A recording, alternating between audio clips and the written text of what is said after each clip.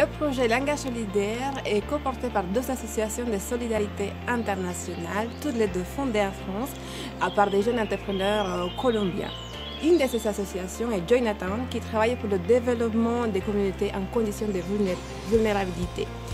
Cette association a pu mener des initiatives, notamment pour créer un lien social entre les citoyens en Colombie grâce à un projet d'agriculture urbaine. Pendant la crise sanitaire, cette association s'est aussi mobilisée pour créer un fonds de bourses éducatives grâce à un financement participatif. Action Réelle, quant à elle, naît pour mettre en œuvre une conviction. Une éducation de qualité permet à des enfants issus de milieux défavorisés de sortir de pièges de pauvreté et de violence. Depuis sa naissance, l'association agit dans le domaine de la formation, de la culture et de l'éducation en France et à l'international, notamment en Colombie et au Congo-Brazzaville.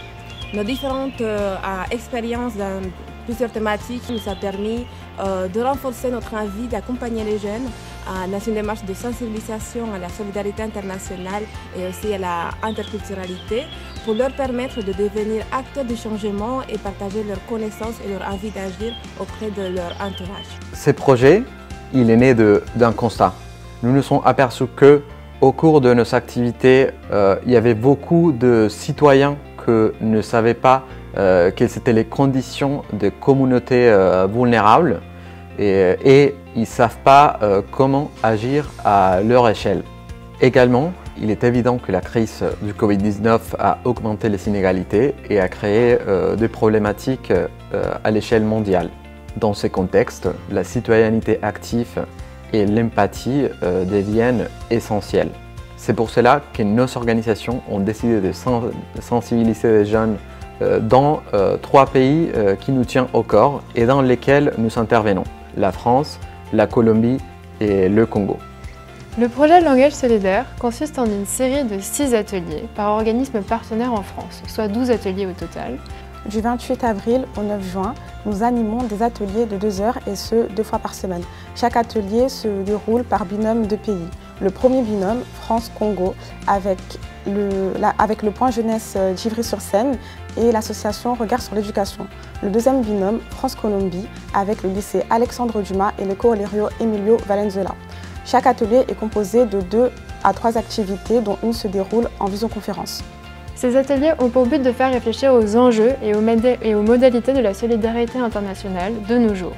Et surtout, de repenser les dynamiques nord-sud en encourageant les échanges d'égal à égal entre 3 pays issus de 3 continents différents. Notre démarche est axée sur 2 volets, découverte et pratique. Les jeunes découvrent les notions liées à la solidarité et à l'interculturalité, puis les mettent en pratique lors d'activités et d'échanges avec d'autres jeunes. Ces ateliers seront animés selon les principes de Lexi, avec les techniques de débat et la déconstruction des préjugés. Les activités prévues sont un jeu de rôle et une mise en situation sur les thèmes de coopération et de négociation, une analyse de médias internationaux et nous discuterons également du traitement de l'information. Nous réaliserons des quiz sur les concepts de solidarité internationale et de l'interculturalité.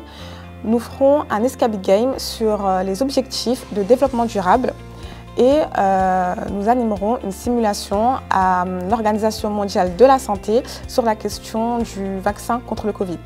À la fin de ce projet, les jeunes vont réaliser un journal télévisé composé de courts-métrages qui reprendra les notions que l'on aura abordées tout au long de ce projet. Avec la subvention PIED, nous comptons financer nos activités en France, notamment pour la conception, animation et la logistique des ateliers, ainsi que la restitution des conclusions de toutes les activités et finalement la mise à disposition des outils à nos partenaires et en open source pour la reproduction de ces dispositifs. Avec les PIED, nous pourrons donner pérennité à cette initiative. À moyen terme, nous souhaitons reproduire ces dispositifs avec d'autres jeunes. Et pour 2023, nous comptons former un total de 320 personnes. En effet, nous comptons déjà avec le support de partenaires locaux en France et en Colombie, le lycée Alexandre Dumas et le Colegio Emilio Valenzuela, qui souhaitent reproduire ces dispositifs, mais aussi générer des échanges interculturels